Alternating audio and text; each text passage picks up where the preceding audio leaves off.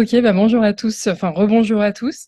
Donc on va vous présenter un accompagnement qu'on a fait l'IRAM euh, aux équipes donc de la CPP enfin de l'équipe du réseau Caritas. Juste pour replacer donc dans le contexte, on a commencé à en parler et puis la plupart d'entre nous connaissent bien le contexte un peu institutionnel, mais replacer aussi notre accompagnement dans ce contexte-là. Donc en fait la CPP, le Secours catholique Caritas France est signataire avec un ensemble de partenaires de terrain et 2 partenaires de recherche, dont le GEMDEV, d'une convention programme pluriannuelle. Euh, et le GEMDEV a fait appel à nous pour travailler sur les enjeux de transition agroécologique juste, comme un thème en fait de partage et d'intérêt entre tous les partenaires de cette convention programme pluriannuelle, et dont 3 partenaires de terrain en particulier avec lesquels on a plus spécialement travaillé, que sont ACLO en Bolivie, Caritas Bangladesh et l'OCDI Caritas Togo. Donc 3 partenaires avec lesquels on a en particulier eu des interactions au cours de cet appui. Les objectifs de ce travail d'animation qu'on nous a confié, c'était donc d'organiser, enfin d'animer des ateliers entre les partenaires de la CPP et contribuer ensuite à un travail de synthèse, donc de rédaction autour de cette animation, pour aboutir en fait à la fois à des travaux et ensuite l'élaboration d'une vision commune de la transition agroécologique. Et puis organiser une réflexion un peu collective qu'on avait imaginée initialement autour de 2 axes principaux, qui sont la durabilité de la gouvernance territoriale et le degré d'agroécologisation d'un territoire. Donc, finalement, on a dû procéder un petit peu différemment euh, dans la méthode, mais je vais vous l'expliquer bientôt. Juste pour préciser, donc comme on disait au démarrage, qu'on est plusieurs à présenter cette animation. Donc on est en ligne avec Harouk Topo de Caritas Bangladesh, Raúl Fernando Espinosa Trujillo de ACLO en Bolivie et Martin Adjao de OCDI Caritas Togo. Et puis donc côté IRAM, François Doligier qui est là et Lionel Rancinon qui est en ligne. Donc je ne sais pas si chacun peut dire un petit mot, déjà si vous nous entendez bien et si vous arrivez à contribuer. Docteur Harouk peut-être.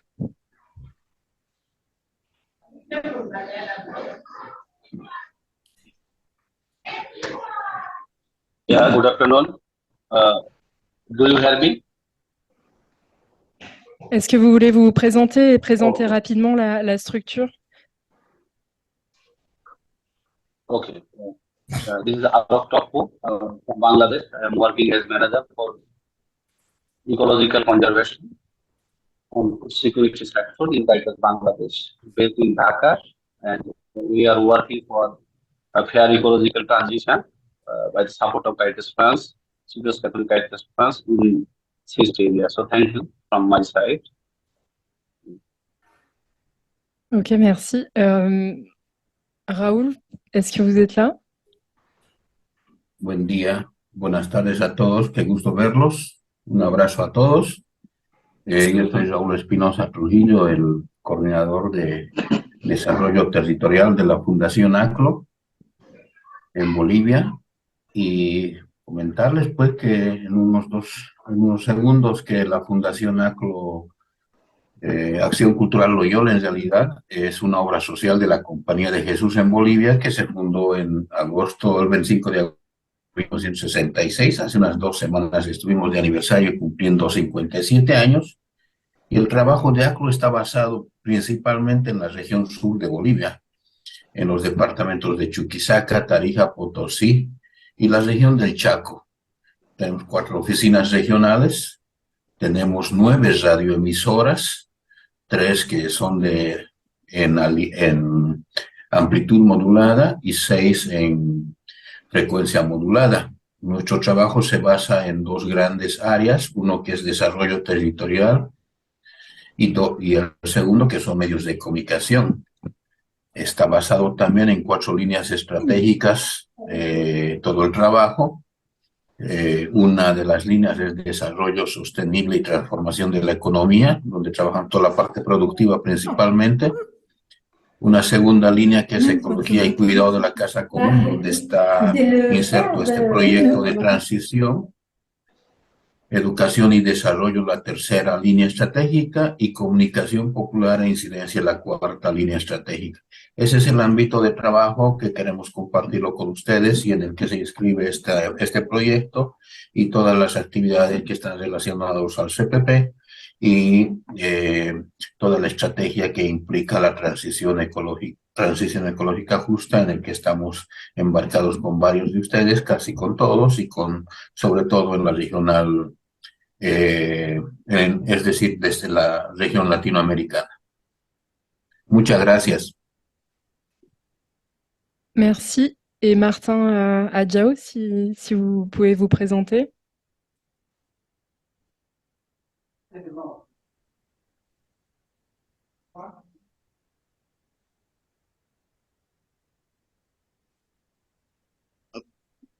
Bonsoir à tous. Je suis Martin Adjafo. Je suis directeur des programmes au niveau de la Caritas Togo. Et, la branche de l'Église catholique qui s'occupe de toutes les actions de charité et de développement. Et nous intervenons plus précisément dans 5 principaux domaines.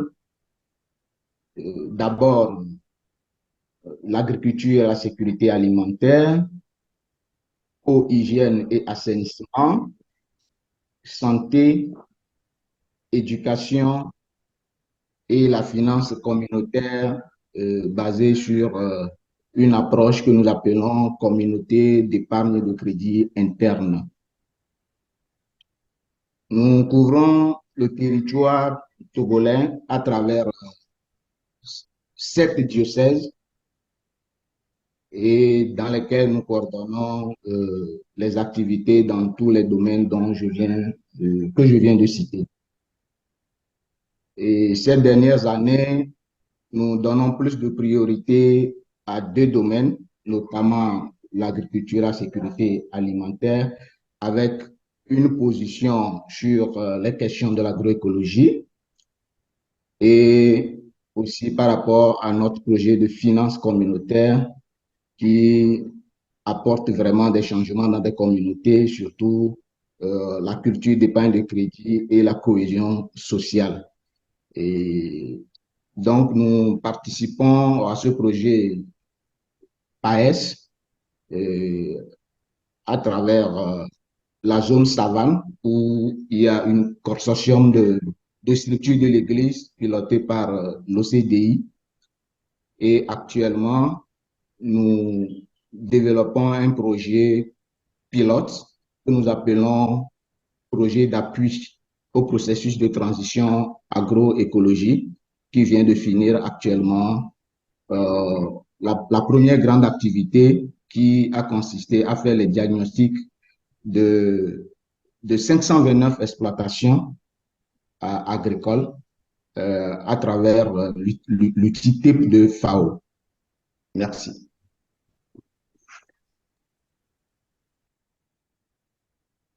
Merci. Donc voilà, je laisserai Lionel ensuite prendre la parole au moment de sa partie, puisque donc on est tous les trois de l'IRAM, chargés de programme, et donc on travaille tous les trois dans le secteur du développement rural principalement et sur les questions d'agroécologie en particulier.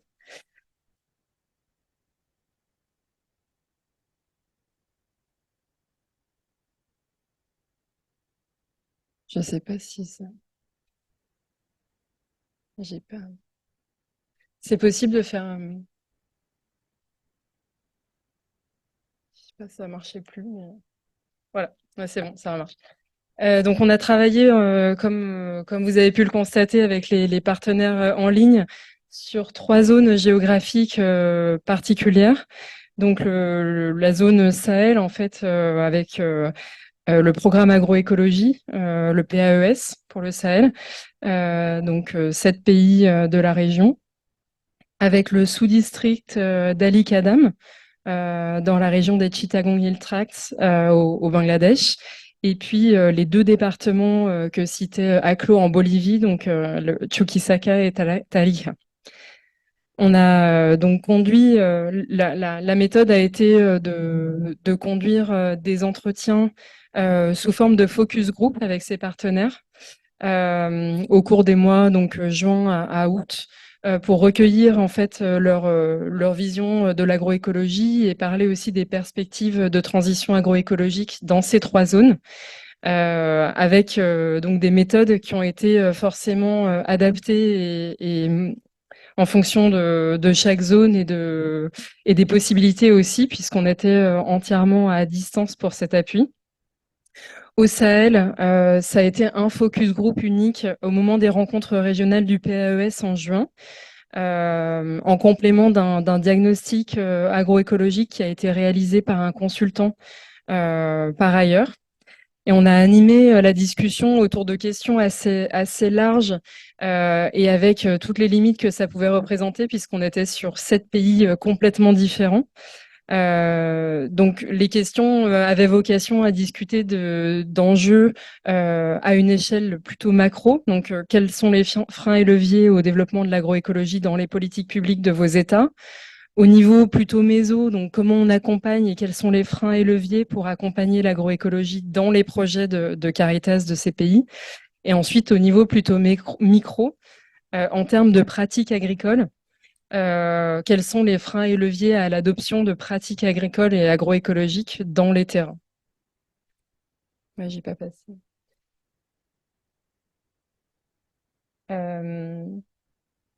Voilà, donc c'est l'animation qu'on a choisie au niveau Sahel, puisqu'on était vraiment contraint par le nombre de partenaires qui étaient autour de la table et puis le temps qu'on avait à disposition. Et l'animation au Bangladesh et en Bolivie a été plutôt en 2 temps. Déjà, elle était focalisée sur des territoires beaucoup plus petits, donc le subdistrict d'Ali Kadam d'une part et les départements de Tarija et Chuquisaca d'autre part. C'est pas des petits espaces, mais par rapport à la région Sahel, on va dire que c'est plus modeste. Avec un premier échange qui était de faire le point sur le contexte d'intervention sociale, environnementale, économique, en gardant à l'esprit que donc nous, on n'avait pas la possibilité de nous rendre sur le terrain et donc de connaître aussi les réalités de ces zones. Et puis commencer à discuter des appuis apportés par les partenaires Caritas sur le terrain en lien avec les différents niveaux d'intervention de l'agroécologie.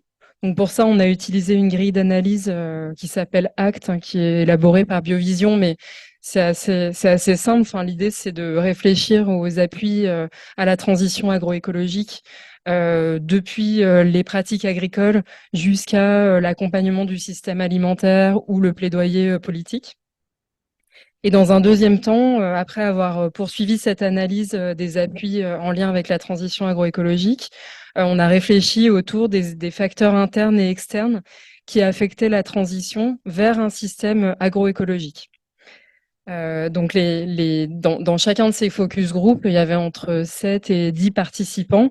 Les partenaires ont été amenés à s'exprimer sur ces enjeux-là. Voilà, avec toujours à l'esprit d'avoir une idée commune un peu de l'agroécologie autour de ces niveaux de transition. Donc en fait un peu les niveaux d'analyse que propose Glissman, réadapté par la Fondation de Biovision. Mais bon, c'était un peu cette échelle-là qui nous a guidés à la fin, voilà, en termes d'échelle et en termes de compréhension de l'agroécologie pour dialoguer avec les acteurs.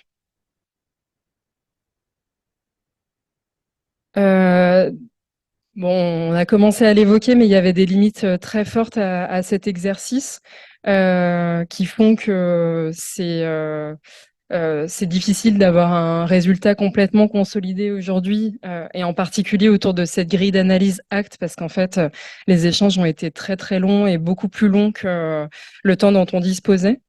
Donc d'abord, c'était une démarche volontaire de la part des partenaires. Donc c'est pas nous qui avons ciblé les territoires, c'est vraiment les partenaires qui se sont inscrits dans cette démarche. Donc bon, c'est une limite modérée, mais bon, c'est quand même à souligner. Entièrement à distance, donc de notre côté, mis à part le Sahel qu'on fréquente quand même régulièrement à l'IRAM, peu ou pas de connaissances du terrain. Et puis des discussions qui étaient limitées à la durée des focus group. Plusieurs langues de travail, donc plusieurs personnes qui ont dû être mobilisées côté IRAM pour conduire les animations des focus group et des échelles d'intervention très différentes. Enfin, ça, on a pu le constater, hein, le Sahel, des départements de Bolivie et un subdistrict du Bangladesh. Donc très difficile de comparer et même ça s'y prête pas. Mais c'est aussi intéressant de voir ce qui peut exister aussi en termes de transition à ces différentes échelles.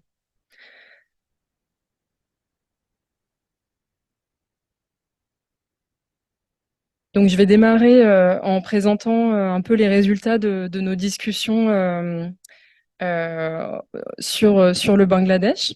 Donc, on l'a vu, c'est le territoire le plus petit, entre guillemets, sur lequel on a eu à travailler, puisque c'est un sub-district d'une région qui s'appelle les Chittagong Hill Tracts, qui se trouve donc vraiment à la frontière de l'Inde et du Myanmar, et dans laquelle, voilà, c'est une région très montagneuse, très isolée, où il y a un historique vraiment de défense des droits autochtones, où les services publics sont très limités, et en particulier une compétition foncière, enfin en tout cas des conflits fonciers qui sont très liés au contexte politique de la zone, et avec un système foncier qui a tenté de reconnaître cette superposition de droits, à la fois coutumiers, communaux, étatiques. Il y a une très forte diversité ethnique, donc l'enjeu aussi pour Caritas Bangladesh, enfin, à chaque fois, je vais être complétée par le partenaire sur place, donc ils vont pouvoir aussi réagir, hein, mais il y a un enjeu aussi de l'intervention de Caritas qui est de créer du lien social dans un espace où il y a une très forte diversité ethnique, 13 communautés ethniques dans la région, avec des langues, des cultures et des religions aussi variées.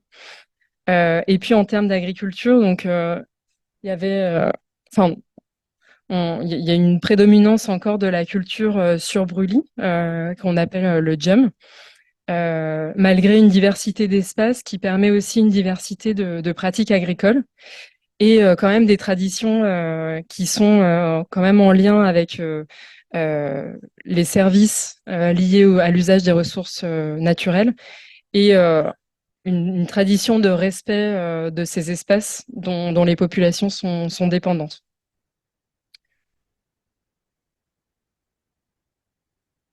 Donc pour chacune des zones, je vais essayer de présenter les conclusions des focus group par niveau. Donc niveau plutôt macro, niveau plutôt méso et niveau micro, puisqu'on a dit ce matin que le niveau méso était souvent oublié, mais nous on l'a bien discuté avec les partenaires aussi.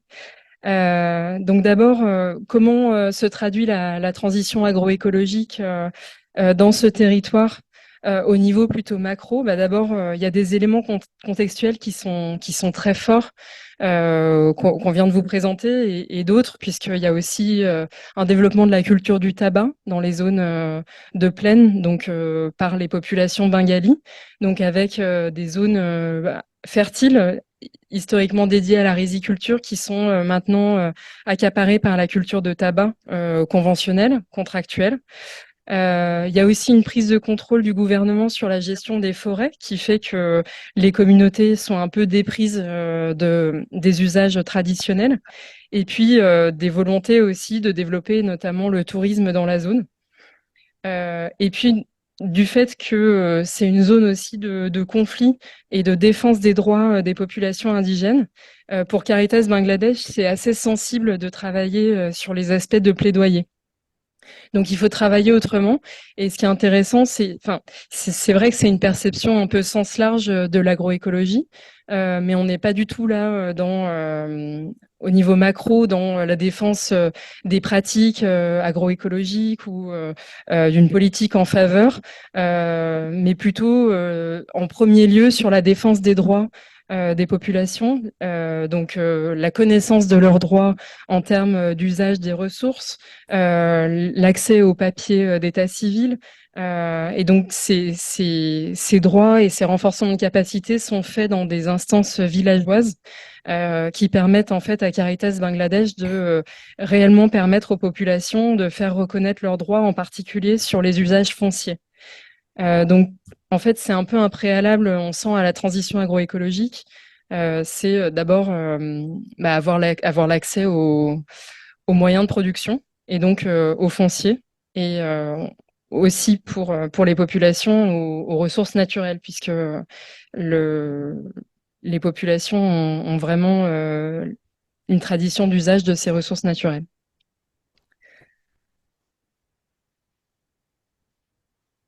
Au niveau intermédiaire, donc on s'est intéressé à la manière, enfin aux méthodes d'intervention de Caritas Bangladesh. Et donc, comment finalement la transition agroécologique, elle est accompagnée concrètement par Caritas Bangladesh sur le terrain. C'est quoi la méthode? En plus, comme on le disait, hein, il y a peu de services publics dans la zone. Il y a aussi peu de services d'extension agricole. Il y avait peu d'organisations agricoles préexistantes dans la zone. Il y a une dynamique qui se met en place, mais Caritas Bangladesh avait besoin de créer quand même un espace pour avoir ces discussions sur la transition agroécologique. Donc, ils ont développé des Community Agricultural Learning Centers. Donc, dans chaque village a été créé un centre dans lequel, avec l'appui d'un facilitateur, il pourrait être discuté des enjeux à la fois agricoles, mais aussi environnementaux et d'accès aux fonciers pour les villageois, avec l'appui et le renforcement de capacité d'un Social Technical Animator, donc un animateur qui est en fait endogène, quelqu'un de la communauté, renforcé sur différents sujets. Et donc dans les villages, l'accompagnement de Caritas Bangladesh, il se fait à la fois sur des aspects agricoles, donc comment on se prémunit d'événements climatiques ou comment on développe des pratiques agroécologiques, mais aussi sur des pratiques environnementales. Donc, comment on préserve l'environnement dans lequel on vit. Et puis avec aussi tout un appui sur la mise en marché, la vente groupée, le mobile banking. Donc, dans ces centres, Caritas Bangladesh s'est pas contenté de diffuser des pratiques agroécologiques, mais vraiment d'aborder tout un ensemble de sujets qui concernent les villages et les communautés dans lesquelles ils agissent. Donc ça fait quand même le lien avec le contexte macro qui est vraiment sur la reconnaissance et la capacitation de communautés qui sont mises à l'écart. Et donc enfin au niveau micro, cette fois, et bon, je pense que Dr Harouk va à nouveau le détailler, mais l'appui à la transition agroécologique dans la région des Chittagong Hill Tracts, il est beaucoup centré sur le problème de la baisse de fertilité des sols, puisque la pratique du GEM, dans un contexte de croissance démographique, a fait s'accélérer la rotation et de défriche et de mise en culture des parcelles. Et donc, beaucoup d'actions sur la fertilité des sols, le compost, le vermicompost, et puis des choses finalement assez classiques, entre guillemets. Enfin, l'approche, elle n'est pas classique dans le sens où, comme on disait, elle s'adosse à des appuis sur la préservation de l'environnement, sur la capacitation des communautés. Mais ensuite, dans la traduction en pratique agricole, c'est le package un peu global d'appui à l'agroécologie sur le terrain, donc travail sur les variétés locales, sur l'efficacité de l'usage de l'eau. Puis de base, il y a peu d'usage d'intrants chimiques dans les communautés, faute d'accessibilité. Voilà, donc le contexte un peu d'appui à la transition dans ce cadre-là. Je vais laisser donc maintenant Dr Harouk compléter et apporter ses compléments sur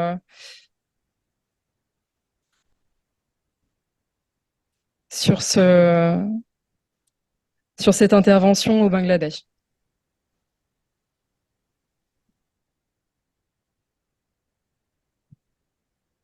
Thank you. Thank you very much for giving the chance, creating the opportunity for us to share our activities with wide level. So, through the Caritas Bangladesh and support of the Chicos Catholic Caritas Funds, we implementing a project in this particular area, promotion of agroecology project. And the main activities are development of skill and knowledge on better crop management for the target population, and for the social animator, we inform about the STA animator. Animator is volunteer. Okay, and second is diversification of the agricultural production system. Dr Traditionally, Harouk, the people have. Yes, Dr sorry. Harouk, Do you understand? Or we can't hear you. oh, sorry, just with the problem.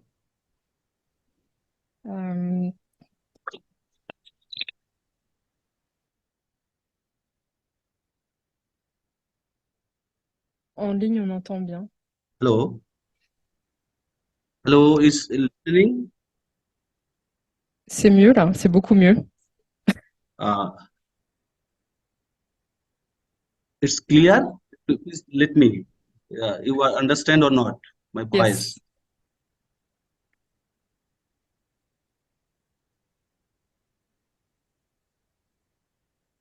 Yes. Whatever I talking about, Caritas Bangladesh is implementing the project in this area for the fair transition, ecological transition. The area action, we have fixed the 6 action of area. One is for the capacity building, knowledge development issues for the community people and the STA, social technical animator. And second area action was action is diversification of the agricultural production system for the small farm holders. And third is the capacity building for sustainable resource management and environmental protection, because it's a big concern issue in this particular area.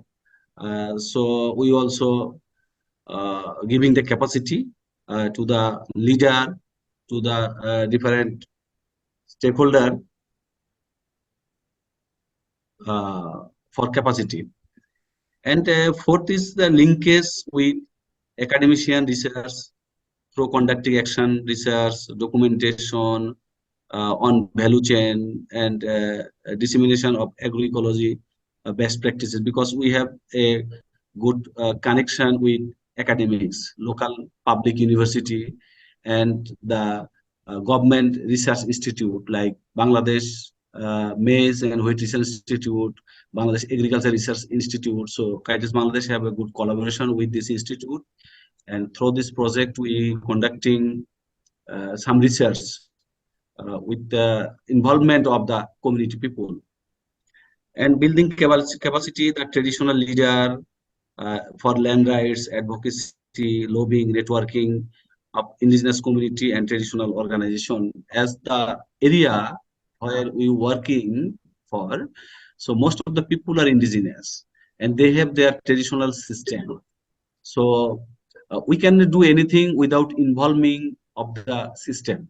So for the rights issue, we don't directly work as an organization, but the traditional organization can do it. So we giving capacity to them so that they can able to communicate, able to negotiate with the government for their land rights and other rights also. And also we through our activities we establish linkage with the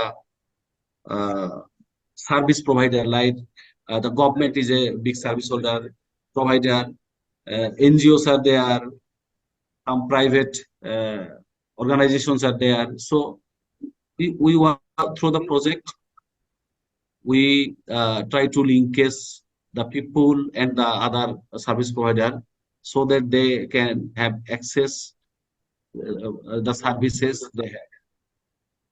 Okay, please go the next slide, please. It's all during the project implementations we face some obstacle, like unsustainable land use practice are there, like deforestation, land and land due to shifting agriculture cultivation practice. They have the traditional agriculture practice. We call the zoom cultivation.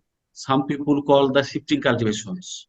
Okay, but now they are shifting from traditional to the modern. And in this area also introducing some exotic variety which is not good for the project, for the environment, for the ecology of this particular area, like monoculture. No? When we see the rubber and teak plantation going there. So, and tobacco cultivation already said, and those type of activities are intensive farming. Intensive farming, that means some company giving the money to the farmers for the cultivations, and people also using the hybrid seed instead of the local seed, which is not good for the particular area.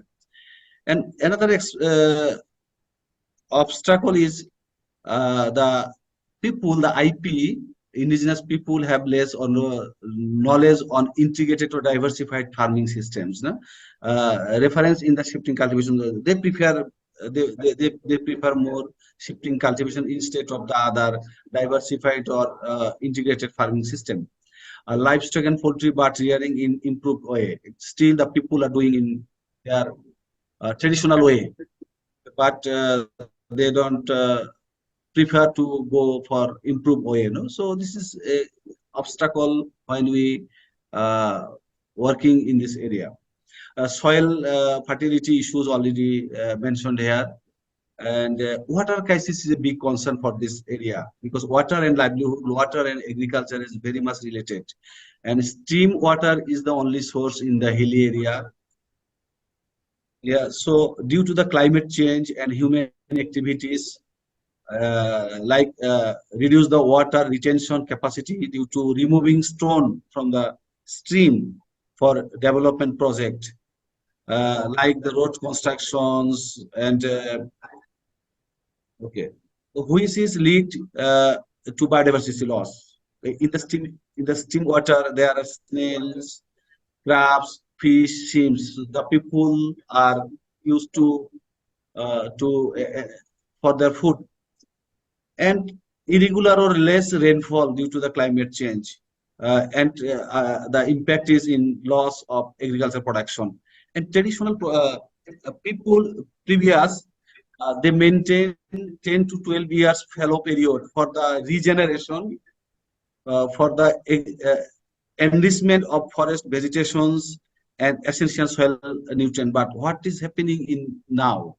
Most people, due to the say population growth, population settlement from the outside, so population is growing up rapidly, and now the land is getting only 3 to 2 years for generations. So it's a obstacle to for the agriculture, for sustainable agriculture in this area. Okay, please, next.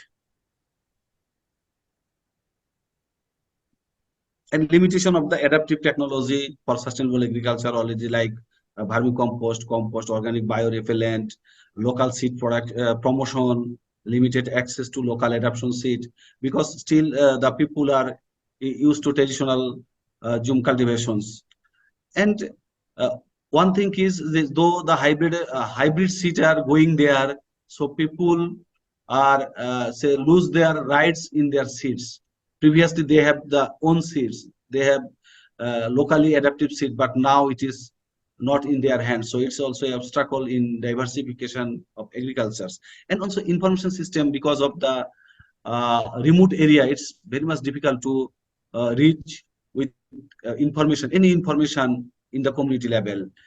And people also don't have enough knowledge on materials for biorepellent preparations like neem and other leaves and herbs, which are not available in this particular area. And even though don't have the knowledge and skill to prepare it. Then commercialization in agriculture. It is happening in this particular areas. The spices, coffee, and cashew nut plantations are going there. It is a market base, and so the company are doing this. Okay, and also limited to the extension services like Department of Agriculture Extension, livestock officer, health officer are not available there because of the limitations, because of the remoteness. And as a land disputes is a big problem. After 1997, the peace accord, it's still the rights of the land is not in the hand of indigenous people. So it's a big obstacle when we work for the agro-based livelihood in this area. And of course, limited road networks, transportation, and the market access also, it's a big problem there. People are growing, but they don't have the market.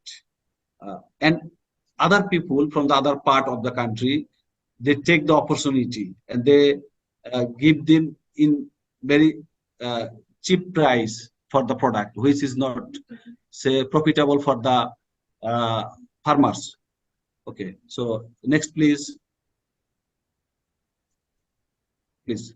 Okay, so what we try to leverage for this transitions? One is the promoting sustainable land management issue, reforestation initiatives, involve local communities in conservation efforts, and enforce environmental regulations. Because already government have the Biodiversity Act 2017. So we think it should be enforced in this area for environmental regulations, protections. Promote the agroecology practice, already I stated, organic agriculture, integrated diversification issues, fair and just market system, local service provider, what we doing, women business center, linkage with the market, and encourage economic diversification and promote income generative activities through the project. And they need the market development, and foster the peace and reconciliation effort. It's a big issue. It is not done by the NGOs, and we are not allowed to work. But we feel that if we develop the people, sustainable development, I think it is needed to foster and consolidation in the peace accord what the government and the community people demand. Okay, so through our project, through our activities, we try to engage the local stakeholder like traditional structure, community peoples in the implementation of the projects. So next, please. Hello. Yeah, that's the last slide. Yeah, I think Thank you very much. It's finished from my side. Thank you, Dr. Harouk. Voilà, donc on conclut sur le Bangladesh avec, je pense que donc François et puis ensuite au moment des questions, on aura l'occasion de synthétiser, de mettre tout ça en perspective avec les questions de recherche.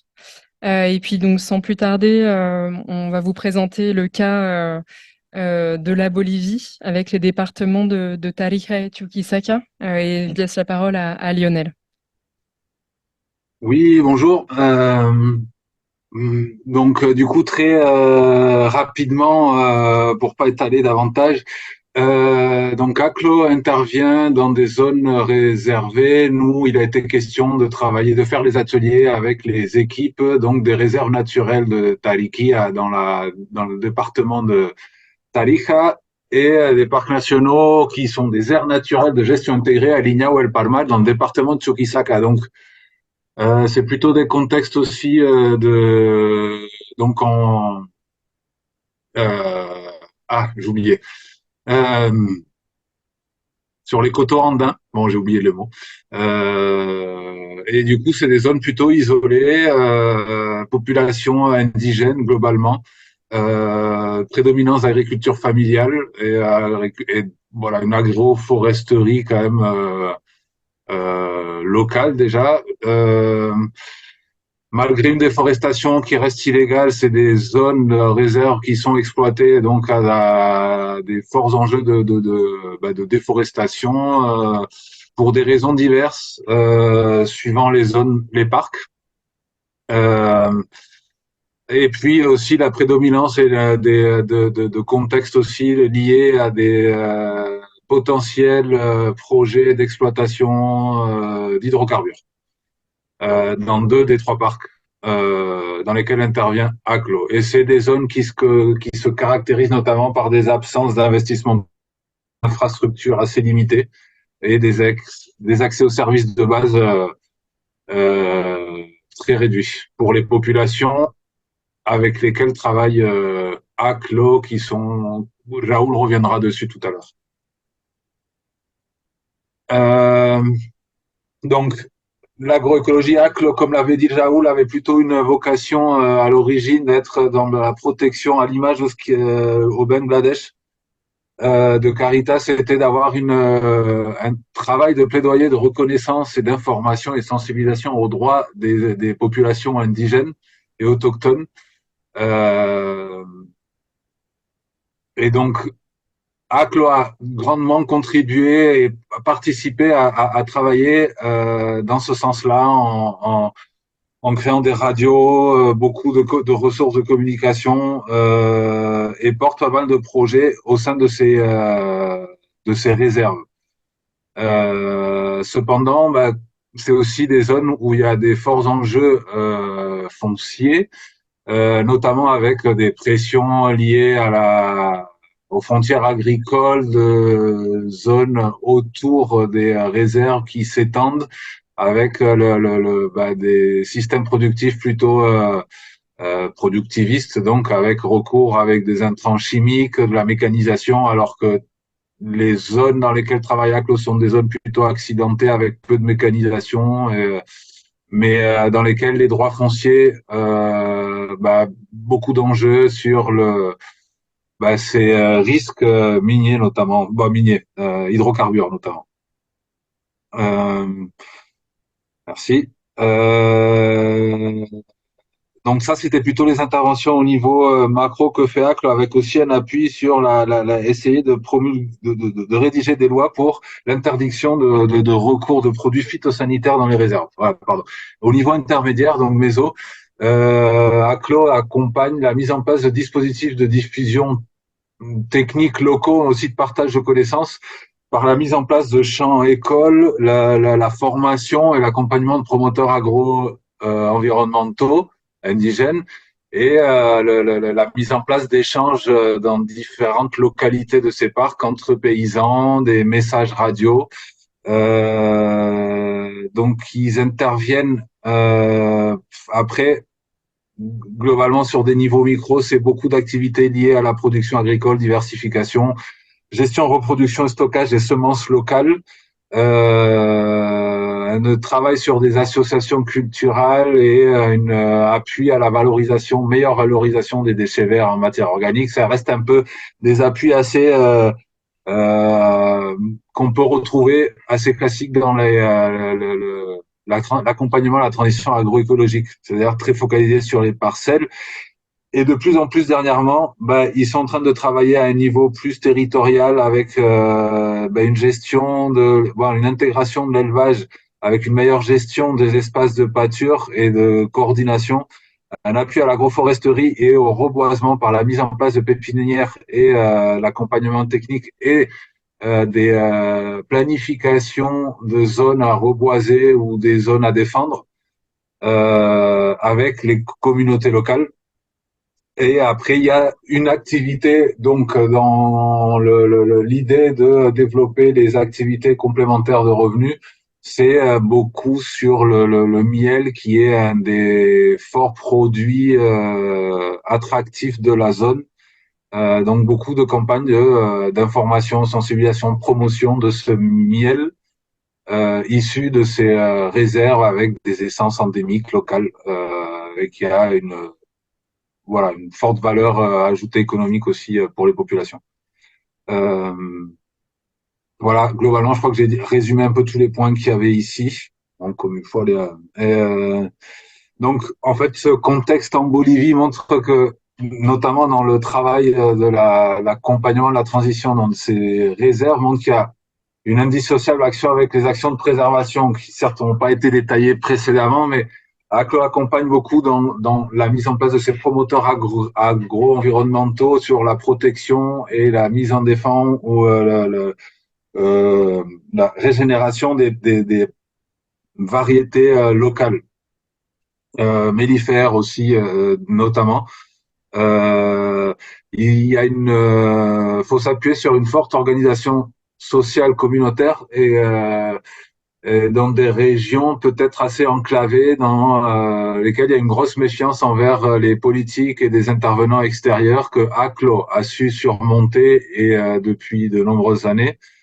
Et c'est des zones dans lesquelles le potentiel économique n'est pas négligé, qui est une piste forte qui est à l'étude et qui est de plus en plus développée pour dans le cadre de réserve, développer ces zones, cette attractivité touristique pour contribuer à la préservation écologique et donc une façon de protéger aussi les risques auxquels encourent ces territoires. Donc la diversification des revenus, voilà, c'est lié à tourisme, autres productions, type le miel.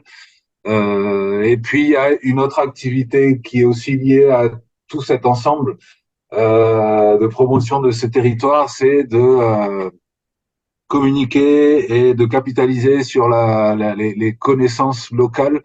Et ACLO œuvre dans cette sauvegarde et de la promotion de ces connaissances indigènes ancestrales, notamment sur la gestion des environnementales, et aussi à tout ce qui est valorisation des savoirs culinaires avec des produits locaux des populations indigènes qui ont été abandonnés. Soit qu'une intervenante de ce matin de Colombie parlait de cette fast-food qui arrivait, qui prenait la place. Du coup, là, c'est justement pour contrebalancer, c'est de faire une promotion de produits locaux, de recettes locales qu'on oublie progressivement. Et peut-être que je vais laisser la parole maintenant à Raoul qui va présenter plutôt les forces, faiblesses et enjeux et risques auxquels font face ces territoires et ACLO en particulier. Raúl, si estás, te toca. Gracias, Leonel. Espero que ahora se me escuche un poco mejor que la primera vez. Nuevamente un saludo a todos. A ver, exactamente lo que ha descrito Leonel es cierto. Es el diagnóstico que sale de las reuniones que hemos tenido y de la conversación con los equipos técnicos. Y en la parte específica relacionada a los riesgos, a los obstáculos que denominamos acá amenazas y frenos, la región sur de Bolivia se caracteriza por ser un potencial hidrocarburífero con producción de petróleo y gas natural principalmente y recursos mineralógicos, ¿no? Zinc, plata, estaño, etcétera, y otros minerales. Pero esta riqueza natural, hidrocarburífera y mineralógica, extractivismo, ahí está la amenaza, ahí está el riesgo. Si bien son zonas protegidas, el gobierno, las políticas de gobierno insisten en que estas áreas protegidas puedan ser exploradas a través de, de conseguir o de obtener mayores fuentes de ingresos. Entonces, uno de los riesgos es el extractivismo, la contaminación y una dependencia macroeconómica. Otra de las situaciones es que esta región sur de Bolivia, que está constituida por 3 departamentos, Chuquisaca, Potosí y Tarija, tiene cierta postergación en su desarrollo. Esto en comparación con el eje central de Bolivia, que es La Paz, Cochabamba y Santa Cruz, las ciudades más pobladas, los departamentos más poblados, y claro, todos los recursos se van a la zona central y la zona sur queda postergada. Esa es una de las características. Eso implica poca inversión pública de fomento y apoyo a la producción agrícola para la región en la que estamos trabajando. Otra de las situaciones y riesgos y amenazas es que es una zona de recurrentes procesos de sequía. Hoy día estamos con un problema de sequía y fuerte en todas las zonas, ¿no? Esto es como consecuencia de los efectos del cambio climático. Cada vez hay menos agua, fuentes de agua que se van secando, es con frecuencia esta situación, y dificultades en cuanto a la recarga hídrica para abastecer las fuentes de agua para consumo y también para riego. Eso implica también que las necesidades básicas de las familias, estén insatisfechas. Hay carencia de recursos financieros para proyectos de desarrollo, pero estas dificultades nos dan una oportunidad para trabajar e incidir fundamentalmente y con fuertes procesos de incidencia sobre todo. Sin embargo, también tenemos la dificultad de que la cooperación internacional ha limitado sus recursos en estos últimos años y las ONGs, fundaciones, instituciones de apoyo estamos teniendo dificultades para captar esos recursos y poder apoyar a la gente de esta zona, debido sobre todo a la poca inversión pública y de parte del gobierno. Si pasamos a la siguiente. Eso es en cuanto a las potencialidades para la transición ecológica, es que en esta región sur de Bolivia, el potencial en cuanto a recursos humanos, porque hay una formación de líderes y promotores que reivindican su trabajo en las comunidades y en las zonas, y los recursos naturales, como flora, fauna, especies nativas e introducidas, se adaptan muy bien, es uno de los potenciales para la transición ecológica. La otra es institucional, porque el reconocimiento del trabajo de ACLO en las poblaciones indígenas, sobre todo guaraníes, ahí tenemos mucha coincidencia con los amigos de CIPCA, por ejemplo, de las comunidades originarias, de las comunidades campesinas y de la población urbana popular es fuerte. Entonces, ese reconocimiento al trabajo institucional, por supuesto que es una fortaleza para seguir desarrollando procesos de incidencia en transición ecológica justa. Hay una apertura general de las organizaciones comunitarias, esto sí hay que reconocerlo, hay una organización comunitaria bastante sólida y que sostiene a sus municipios y que a través de ellos el apoyo de las instituciones como ACLO en la región. Eso también nos permite desarrollar acciones con toda la zona, con las organizaciones sobre todo. Esta organización social y comunitaria es fuerte y además está arraigada en sus comunidades y en sus territorios en base a sus usos y costumbres. Es decir, hay mucho conocimiento ancestral, mucho conocimiento de prácticas agrícolas y buenas prácticas ancestrales, y eso implica además una posibilidad de trabajar la transición ecológica justa con mayor posibilidades.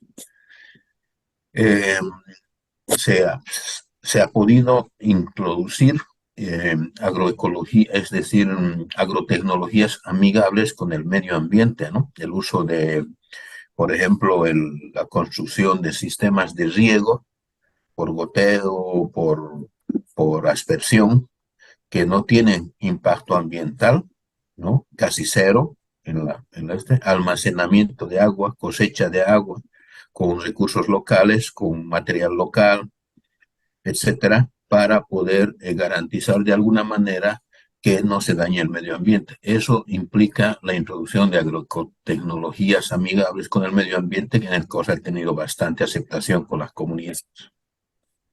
La otra potencialidad es que vemos que la difusión y socialización de estrategias comunicacionales desde la red ACLO nos permite llegar a mayor audiencia, a mayor población, a más comunidades y a más municipios que de los que hacemos presencialmente. Nuestras ondas de radio abarcan aproximadamente 50 municipios, 54 municipios en toda la región sur y algunas, y a través de nuestras redes sociales también.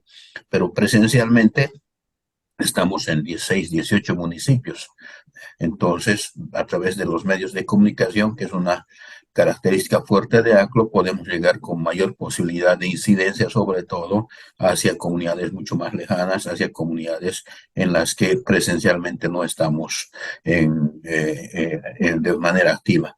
Y además que hay alianzas con otras radioemisoras que permiten ampliar la señal de ACLO. Eso es una potencialidad que la resaltamos. Después, a partir de esto, es que la difusión de aspectos técnicos es importante. Y en las comunidades en las que estamos presentes, el acompañamiento y asistencia técnica en predio con las familias en sus casas y en sus terrenos es importante, por eso que nuestros equipos técnicos presencialmente hacen un acompañamiento, por decir personalizado a las comunidades en las que están con las familias. Eso básicamente es para comentar un poco el trabajo de ACLO y lo que ha introducido Leonel en este estudio que se ha estado realizando con las comunidades de cobertura en el sur de Bolivia a través de la institución ACLO, del cual somos nosotros representantes y funcionarios. Un abrazo para todos.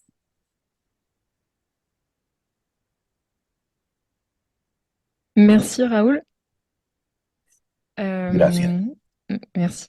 Donc on a fait le tour un peu des problématiques sur le terrain en Bolivie. Donc comme le disaient Raoul et Lionel, avec vraiment une spécificité qui est l'intervention dans des aires protégées. Et maintenant, pour terminer, sans prendre trop de temps, sur les questions sahéliennes. Donc là, on était sur des échanges beaucoup plus larges, beaucoup plus macro, puisque à nouveau, la réunion dans laquelle on a animé les discussions, elle rassemblait 7 pays du programme agroécologique au Sahel, donc avec des enjeux de systèmes de production pluviaux sahéliens, et puis aussi dans la bande côtière, des systèmes plutôt agroforestiers, le développement de systèmes semi-intensifs en élevage. Bon, donc difficile d'entrer dans les pratiques agricoles sur un temps court avec cette diversité de pays.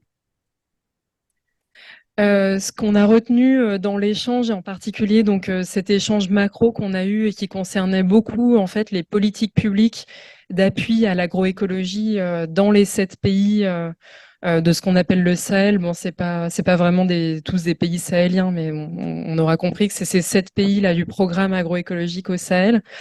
C'est que d'abord il y a des politiques publiques qui sont contrastées. D'ailleurs, on en a parlé aussi ce matin, parfois contradictoires. Ça fait écho à ce que vous disiez en particulier, monsieur. D'abord, les enjeux, ils ont été centrés dans ces pays-là, les enjeux de politique publique sur la production agricole et la productivité agricole, avec une priorité qui était donnée sur la sécurité alimentaire et la souveraineté alimentaire, parfois en second plan. Mais donc souvent, ça s'est traduit en fait en termes de politique publique en premier lieu dans de la subvention aux intrants chimiques et aux semences importées. Donc c'est des politiques qui existent encore dans la plupart des États de ces 7 pays. Donc le Bénin, il y a toujours des subventions aux intrants chimiques, tous usages confondus.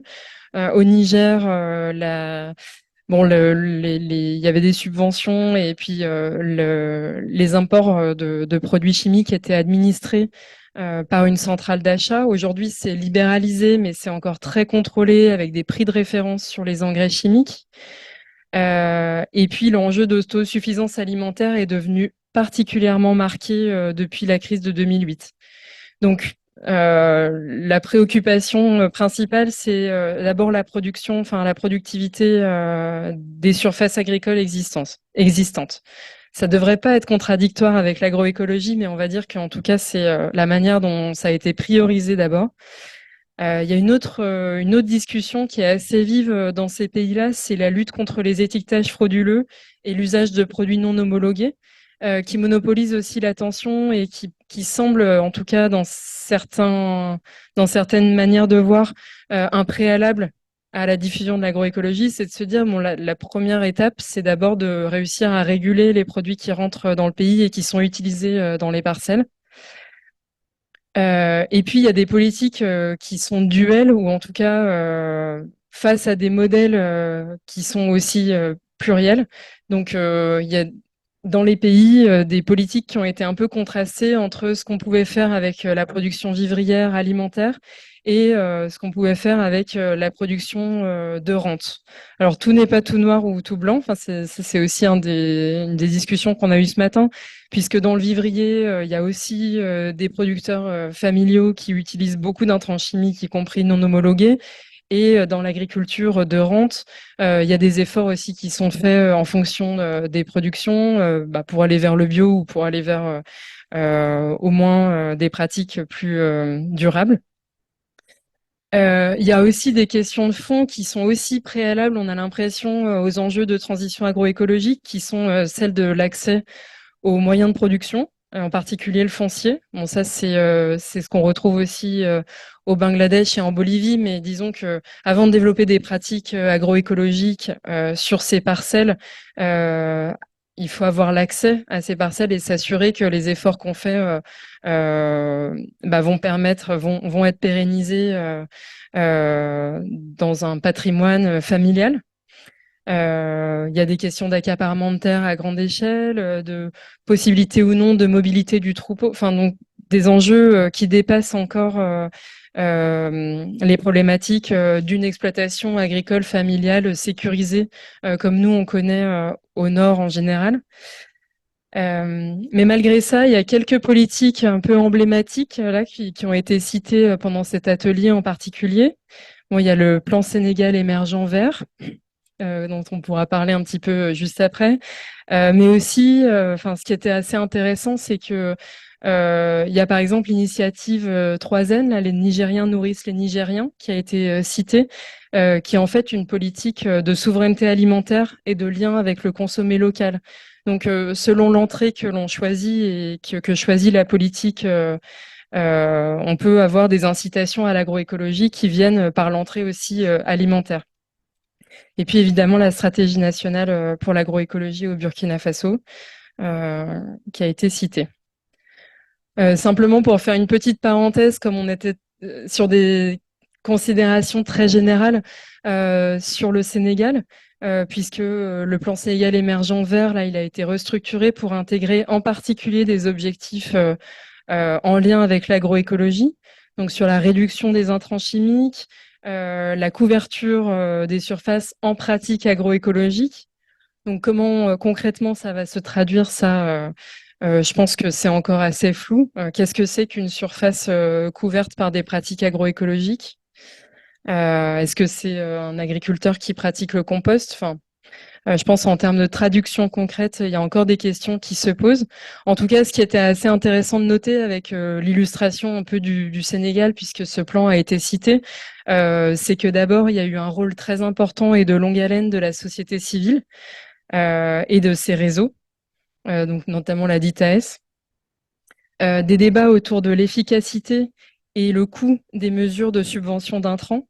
Donc, le Sénégal avait et utilise toujours la subvention aux intrants chimiques, mais se questionne en tout cas sur son efficacité et puis ça peut représenter des coûts totalement impossibles à maîtriser, enfin, si c'est pas précisément budgété.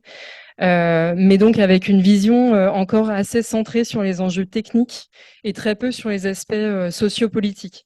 Donc c'est intéressant de voir le contraste qu'il y a avec ce qu'on vient de voir en Bolivie et au Bangladesh, où finalement l'entrée elle est quasiment par les enjeux sociaux, la défense des droits, la préservation d'usages traditionnels des terres, alors que finalement, dans les politiques publiques, on reste sur des objectifs qui sont assez centrés sur le technique.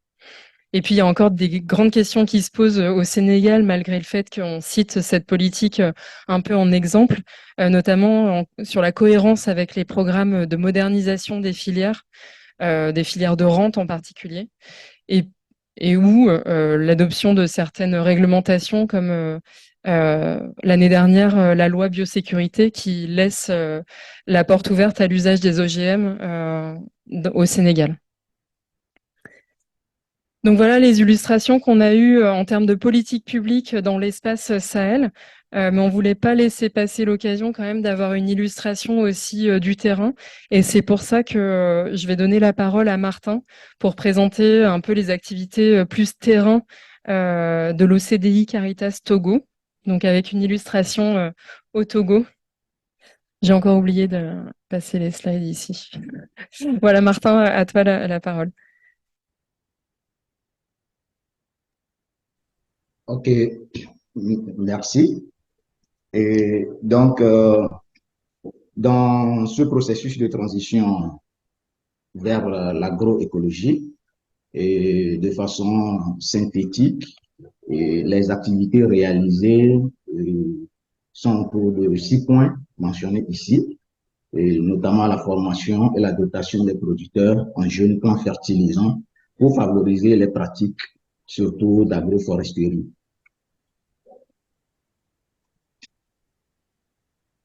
Pour favoriser surtout les pratiques d'agroforesterie. Ici, disons que c'est surtout dans la savane, avec Carto, qui est un centre de promotion des pratiques agroécologiques. Le développement de cette pratique est souvent limité par la disponibilité des jeunes plants. Donc, du coup, pour pouvoir favoriser cela, l'approche actuelle, c'est d'appuyer les producteurs à disposer des jeunes plants pour l'application de ces pratiques. Il y a également la formation de ces producteurs sur l'utilisation des fertilisants naturels ainsi que des pesticides naturels. Et aujourd'hui, ce qui est plus promu, c'est surtout l'huile de Nîmes. La difficulté à ce niveau, c'est la production en grande échelle et cela nécessite des moyens, c'est-à-dire de machines pour des broyages.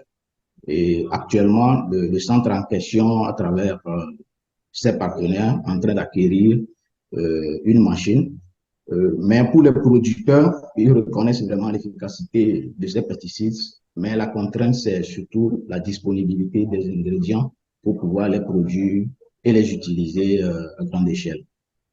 Il y a également la formation sur les techniques de compostage direct en champ. Il faut noter que le compostage à travers des fosses compostières constitue également une activité qui n'est pas du tout facile pour les producteurs.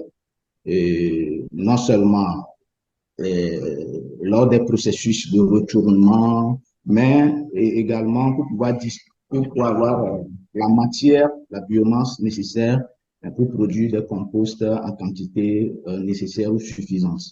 Et donc, une nouvelle technique qui consiste à faire le compostage direct en champ est en train d'être développée et avec l'intégration des champignons mycorhiziens pour favoriser vraiment la décomposition rapide de ces matières-là. Il y a également la formation pour une meilleure intégration de l'élevage à l'agriculture, la formation des producteurs sur les techniques de gestion intégrée de l'eau et des ravageurs, et puis de la fertilité du sol. Il faut noter que aujourd'hui, les sols sont généralement pauvres, tel que ça a été noté dans les présentations précédentes. Les sols sont relativement faibles. Selon les résultats de notre étude réalisée l'autre fois, l'indice de santé du sol en moyenne tourne autour de 2,58, c'est-à-dire inférieur à 3,5, qui est le seuil acceptable. Donc, vous comprenez que les sols sont très faibles actuellement au niveau de nos zones d'intervention. Et la sensibilisation des producteurs sur la question de l'agroécologie. Il faut noter que avec la promotion de la production biologique, il y a pas mal d'acteurs sur le terrain qui font la promotion de la production biologique, où le marché est destiné essentiellement à l'extérieur. Donc, il y a plein d'acteurs. Du coup, il y a cette difficulté vraiment de faire la différence entre la production biologique et la production agroécologique. Donc, nous essayons vraiment de clarifier ces concepts-là au niveau des producteurs. Et toutes ces activités de formation, d'accompagnement se font dans une approche de recherche-action autour des parcelles de champs écoles agriculteurs et avec l'appui de l'université et de certains centres de formation agricole du pays à travers des stagiaires qui sont reçus à des périodes de 1 mois, 2 mois, surtout au niveau de Carto, qui est un centre de formation des couples en agroécologie. Nous avons compris que la promotion de l'agroécologie ne doit pas se limiter juste au développement des pratiques agroécologiques, mais va au-delà de cela. Et donc, le plaidoyer au niveau des autorités, pour nous, devient une activité importante, mais qui, pour l'instant, n'a pas vraiment démarré. Diapo. Donc, au vu de ces activités, il faut noter quelques limitations, une réticence au niveau des producteurs pour pouvoir réellement aborder le processus de transition agroécologique. Et parmi ces limites ou contraintes, il faut noter l'inexistence de solutions contre le problème de main-d'œuvre, dont la solution pour les producteurs est l'utilisation des herbicides chimiques pour surtout des opérations de défrichage et de désherbage. Il faut noter que dans ces zones actuellement que nous couvrons, la question de l'exode rural est très importante, et non seulement de l'exode rural, mais aussi de réorientation des jeunes vers d'autres activités, surtout taxi, moto et autres. Et quand vous faites un regard économique, vous allez comprendre que oui, peut-être que ces jeunes ont raison. Les résultats de notre étude, l'autre fois, quand nous avons comparé le revenu annuel mensuel plutôt par personne, et en le comparant avec le salaire minimum agricole, qui est du Togo, qui est actuellement à 52 500, la majorité de ces jeunes, des acteurs agricoles dans ces zones, sont en dessous de ce seuil minimal. Donc, pour un jeune, l'agriculture n'est plus intéressante dans ce contexte-là. L'inexistence de solutions agroécologiques efficaces pour la lutte contre les ravageurs et des cultures. Et les solutions proposées aujourd'hui, qui sont des biopesticides, ne sont pas vraiment accessibles. Et cette accessibilité se situe à deux niveaux. D'abord, les produits ne sont pas disponibles et le prix sont souvent hors portée pour des petits producteurs. Et donc, du coup, tant qu'on ne trouve pas une solution alternative, ou bien pour une substitution de ce que font aujourd'hui les producteurs, cette transition ne peut vraiment pas démarrer. Il y a également la non-valorisation des produits agroécologiques sur le marché locaux. Il faut noter qu'il n'y a pas aujourd'hui une approche d'étiquetage, de marquage ou bien de modélisation de modèles par rapport aux produits agroécologiques. Tous les produits, tout comme les produits conventionnels, se vendent pratiquement au même prix sur le marché. Et donc, cela n'intéresse pas les producteurs de s'engager tant qu'ils sachent que leur produit est de qualité, mais cette qualité n'a pas son prix sur le marché. L'autre élément, c'est surtout la pénibilité du travail. Il faut reconnaître également que l'adoption des pratiques demande un peu une quantité de travail très élevée, surtout en main-d'œuvre, contrairement à la culture conventionnelle où on peut réduire la main-d'œuvre à travers l'utilisation des produits chimiques tels que les biopesticides et les herbicides chimiques qui sont soit totaux ou sélectifs. Et donc, du coup, beaucoup veulent avoir la solution plus facile, et ce qui est normal. Et cela constitue un frein ou un ralentissement pour vraiment s'engager sur le chemin de la transition agroécologique. L'autre élément qu'il faut noter, il n'y a pas de mécanisme réel d'incitation à la production. OK. L'autre élément, il n'y a pas de mécanisme réel d'incitation à la production agroécologique au Togo. Et dans le contexte actuel, le passage du système conventionnel avec l'intégration de quelques éléments de durabilité à un système de transition agroécologique demande un sacrifice de la part des producteurs, ce que j'appelle ici sacrifice de transition. Le producteur doit accepter la perte de productivité des premières campagnes agricoles et cela demande des mécanismes de résilience, à défaut, tout comme plutôt l'assurance agricole, des crédits agricoles adaptés aux chaînes de valeur. La figure que vous voyez ici, c'est la figure de notre étude sur les 59 exploitations. Donc, en abscisse, vous allez voir le coefficient ou bien l'indice de caractérisation de la transition agroécologique défini par FAO selon son outil type. Et à ce niveau, vous avez les différents niveaux de transition tels que présentés plus haut. Et donc, pour le coefficient inférieur à 40, cela correspond à un système conventionnel. Et pour les coefficients compris entre 40 et 50, cela correspond à un système conventionnel, mais avec l'intégration de quelques éléments de durabilité. Et de 50 à 60 correspond à un système en transition initiale. De 60 à 70 correspond à un système en transition. Et de 70 correspond à un système agroécologique.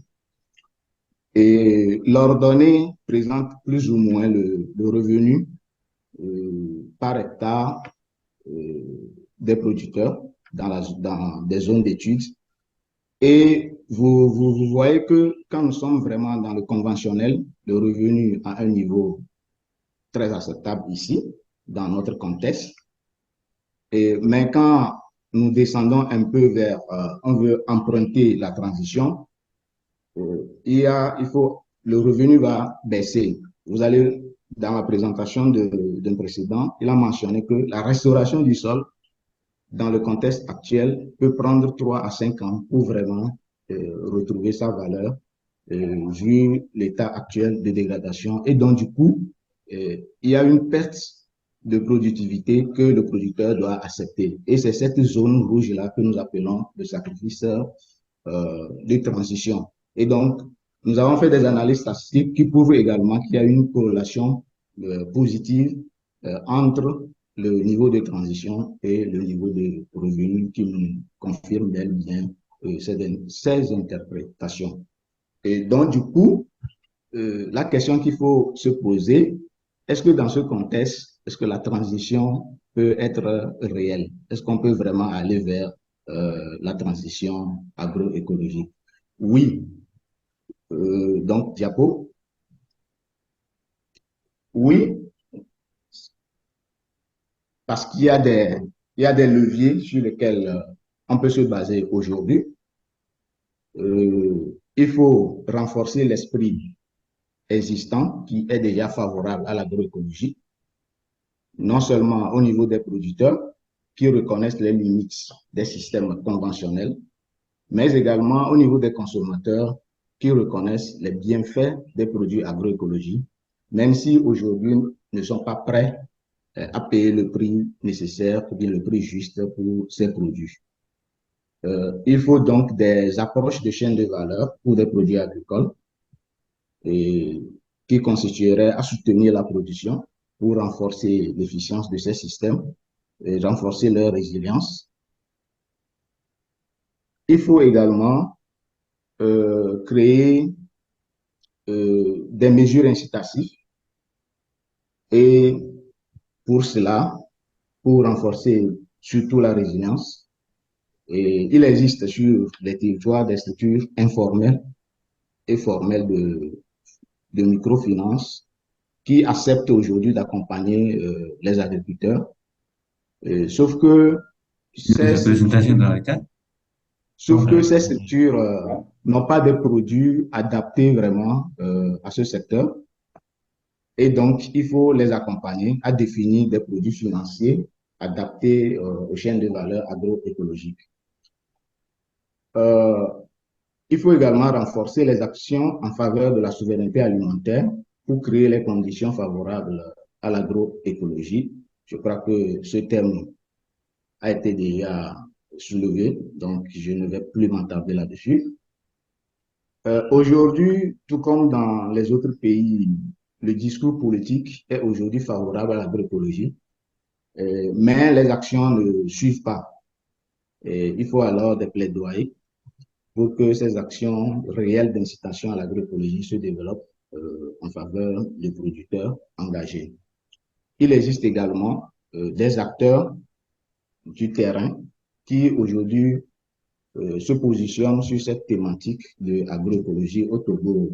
Il y en a pas mal, dans le réseau CDI Caritas Togo, qui, dans la droite ligne de Laudato Si, qui appelle à la protection ou bien de notre terre commune où les dimensions environnementales sont beaucoup développées.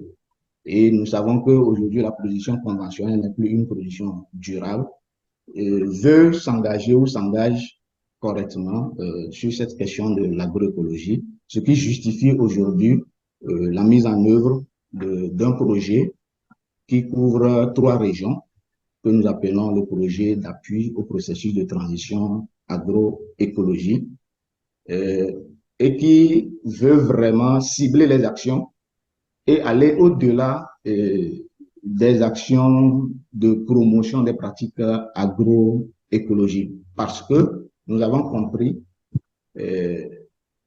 que par le passé, beaucoup d'acteurs limitent l'agroécologie juste à des pratiques agricoles.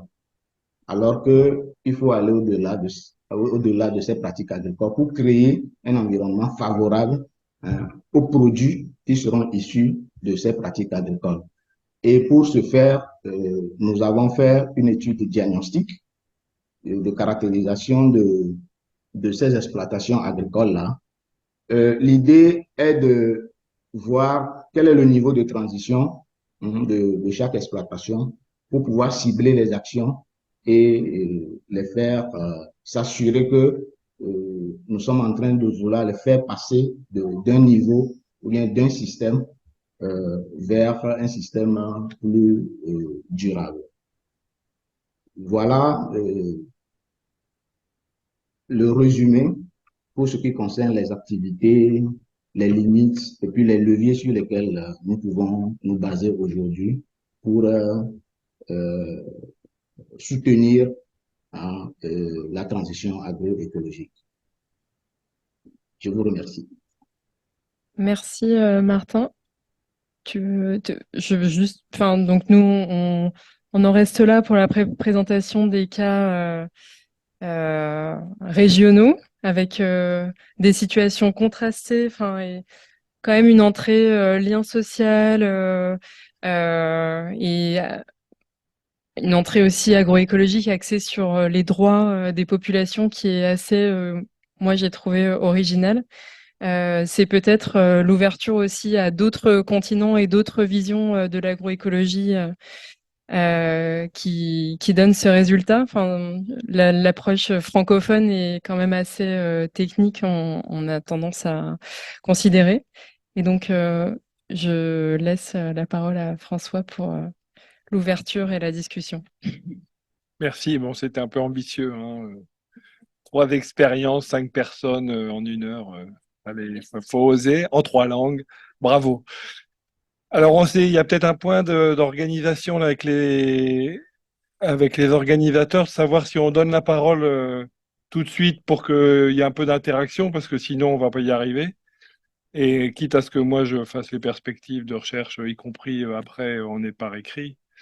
Mais je trouvais que c'est un peu frustrant sinon j'enchaîne et on a terminé, on part à la pause, quoi. Il n'y a pas de problème, je sais faire, mais c'est peut-être pas ça l'objet. Ouais, je crois que c'est mieux, hein. 16h15. Bah, du coup, on prend des tours de parole, 4 interventions, et puis on voit qui courte, oui, merci, très courte, synthétique, soit des réactions, soit des questions, et puis on verra avec Claire Isabelle comment les différents intervenants répondent ou complètent leurs propos. Donc, Monsieur Mestre, à vous la parole. Vous pouvez ouvrir. Intervention courte, c'est ça? Euh, Intervention très courte, hein, donc par rapport à l'approche française, hein, de l'agroécologie, hein, sur le plan technique. Je pense qu'on a un peu le même âge. Et moi, depuis 40 ans, j'entends les mêmes recommandations ou les mêmes propositions techniques. Les fausses fumières, l'huile de Nîmes, etc. Ça veut dire quoi? La recherche, elle s'est arrêtée, la recherche technique s'est arrêtée il y a 40 ans, au moins pour l'Afrique centrale et l'Afrique de l'Ouest, où il y a des choses nouvelles qui apparaissent et qui seraient utiles. Deuxième point, je trouve que les exemples sont quand même très focalisés sur la production. Or, il me semble que justement, la transition sur l'agroécologie, c'est par rapport au marché.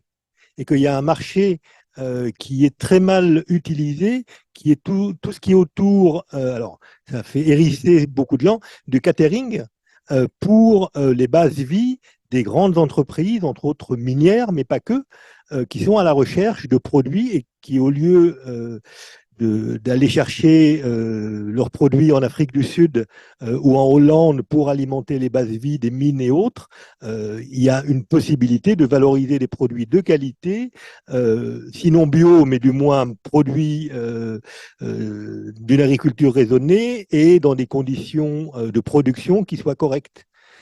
Mais ça n'existe toujours pas, à ma connaissance. Excusez-moi, je ne connais pas votre nom. Je m'appelle Boubacar, je travaille à Caritas Sénégal. Donc, j'interviens d'une certaine façon au niveau de Kaolack aussi sur la CPP, les 2 CPP, déchets agroécologie. D'abord, remercier Martin pour cette présentation, mais souligner 3 choses qui me semblent essentielles dans le cas du Sénégal. c'est d'abord le partenariat qui a été l'option choisie avec les universités, le partenariat avec les universités. Kaolack travaille avec l'université Cheikh Ibrahima Niass, mais aussi l'université de Bambey, notamment sur la caractérisation des sols avant le démarrage. Est-ce que ce sol a été traité avec des produits chimiques avant ou non? Mais aussi sur certains autres aspects, donc pour surveiller les parcelles témoins, etc. Je n'ai pas le temps d'entrer dans le détail. Kaolack aussi travaille beaucoup sur des fiches technico-économiques dans le cadre de la gestion des connaissances, et ça me semble important. Par contre, l'une des questions qu'on était en train de discuter, je l'ai souligné une fois à Kaolack, c'est comment dans les périmètres écoles, on doit aussi prendre en compte dans les schémas le coût de l'eau. Parce que si on ne le fait pas, le modèle économique n'est plus valable lorsqu'on passe des champs écoles où l'eau est gratuite aux périmètres familiaux où cette eau a nécessairement un coût pour l'exor, etc. Donc, comment on réfléchit par rapport à cette question? Donc, on en a discuté une fois. Il faut qu'on arrive à l'intégrer dès la phase test, d'où les phases de formation dans les périmètres écoles. Deuxième chose qui nous semble extrêmement importante, l'État a des leviers sur lesquels il peut agir pour soutenir les producteurs. Il y a d'abord, au Sénégal, on a une réforme foncière. Le président, quand il a lancé ça, les ONG ont pris la précaution de faire des études, plusieurs études, y compris sur l'exercice des droits fonciers des femmes et des jeunes, en montrant les taux d'accès par commune, par zone, etc., et un certain nombre de demandes. Il a bloqué la réforme parce qu'il avait pris des engagements externes, notamment dans le cadre de la NASAN. Et il avait pris l'engagement donc de donner les terres aux investisseurs. Et la réforme encadrait en fait la gouvernance du foncier. Donc il y a une difficulté à ce niveau pour l'accès des femmes et des jeunes à la terre. Mais dernier point, l'État a quand même un levier. Quand il s'est agi de promouvoir la consommation du riz local, l'État a décidé que chaque fois qu'il doit payer, cette commande publique-là va s'adresser d'abord aux producteurs locaux.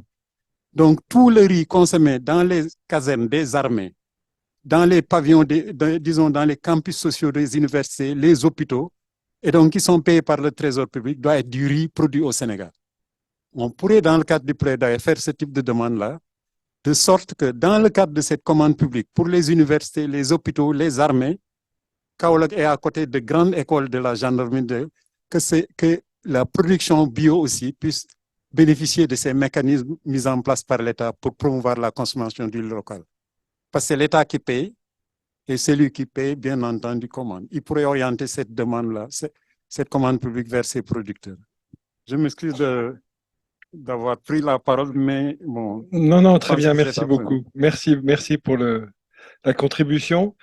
Je ne sais pas si à distance, il y a des mains levées ou pas. Je ne sais pas si dans la salle, il y a d'autres personnes qui voudraient réagir ou compléter. Pour l'instant, c'est bravo.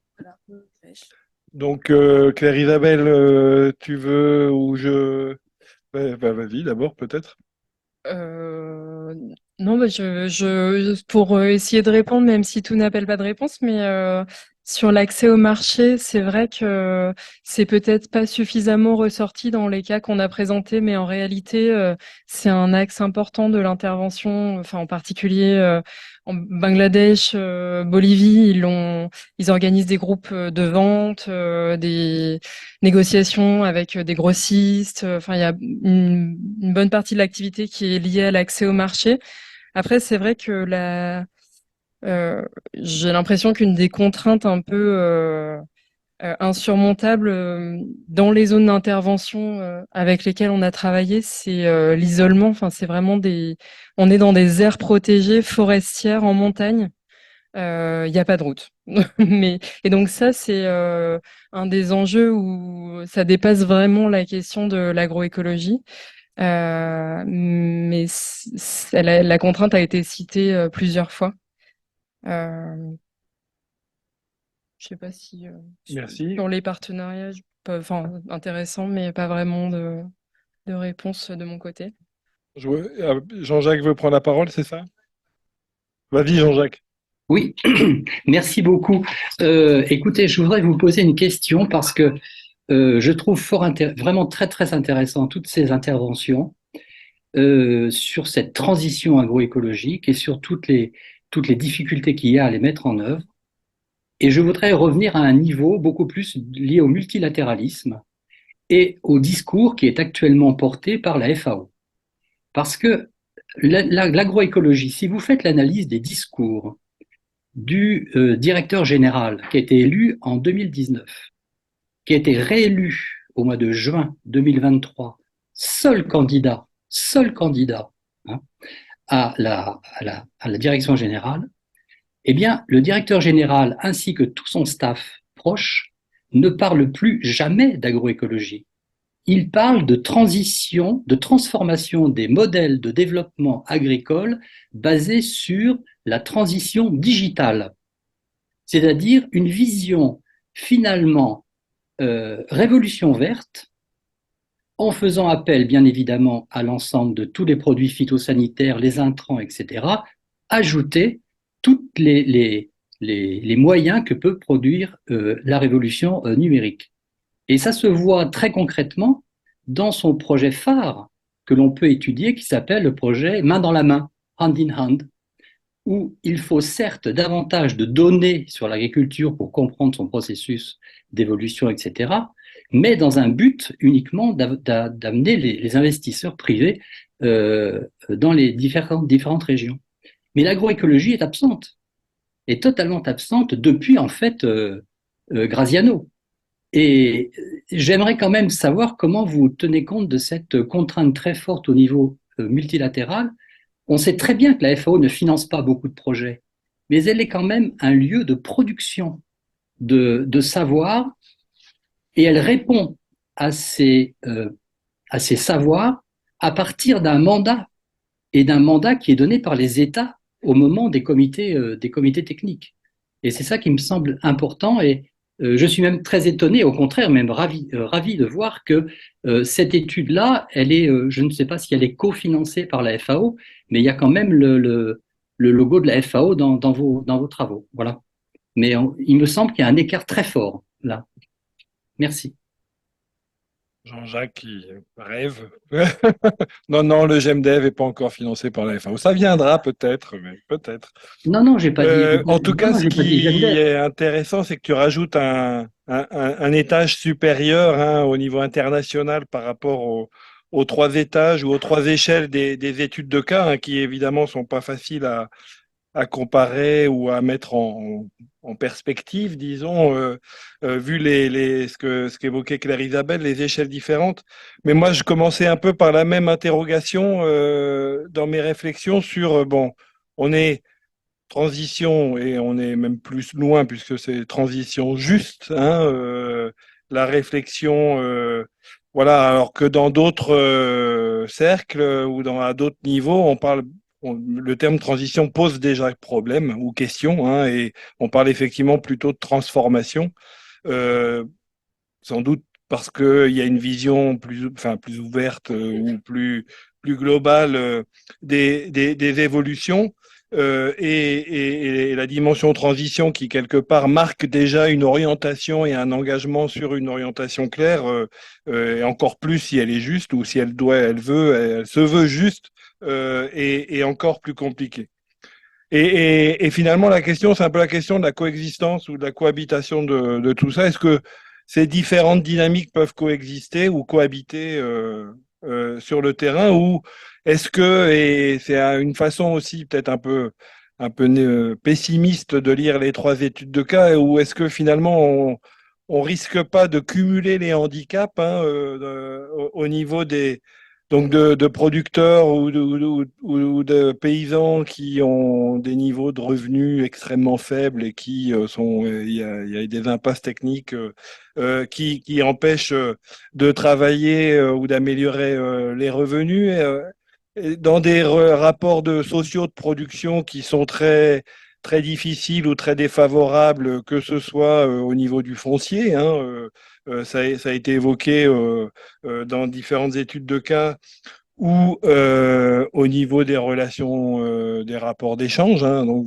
ce que vous évoquiez par les perspectives de marché institutionnel ou autres comme levier peut-être par rapport à ça, ou alors dans le cas du tabac au Bangladesh, des rapports sociaux de production très contraints où en fait il y a pas tellement de choix sur les systèmes et les orientations de production, voire il y a intoxication même des producteurs par les produits qu'on leur fait utiliser ou auxquels ils ont accès dans les utilisations. Donc on pourrait avoir voilà, dans une vision plus ouverte ou plus élargie autour des dynamiques et des transformations en cours, une approche finalement assez pessimiste de la réalité de ces transitions agroécologiques et encore plus si on recherche une justice sociale derrière ces transitions. En toile de fond, moi, une façon de lire un peu les différentes études de cas, enfin, ou d'écouter ce qu'évoquent, ce que restituent les collègues, c'est bon, on est finalement dans une espèce d'empilement de politiques, alors soit de textes, hein, et il y a beaucoup de textes qui sont écrits dans les stratégies. On discutait de ça avec des collègues du repas au Burkina ce matin.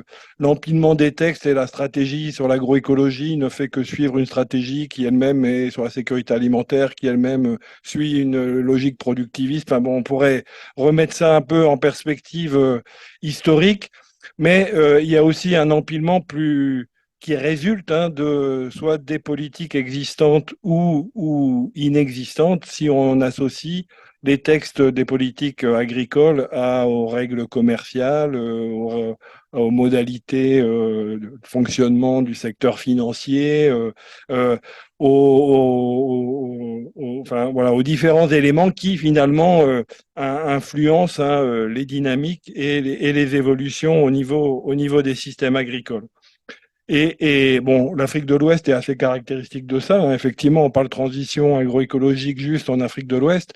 Ce qu'on observe, c'est quand même une explosion des importations de glyphosate et de fait, avec derrière le problème que vous évoquiez sur la rémunération du travail au journalier en Guinée, la semaine dernière, on nous disait, bah oui, un litre de glyphosate, c'est bien moins cher que 10 hommes-jours de travail ou 10 femmes-jours de travail dans le sarclage ou dans la préparation des sols, il n'y a pas photo, quoi. Donc, comment continuer à imaginer voilà, une transition agroécologique basée sur des techniques mécaniques de préparation des sols ou de sarclage si on est face à ce type de comparaison ou d'analyse économique. Donc ça, c'est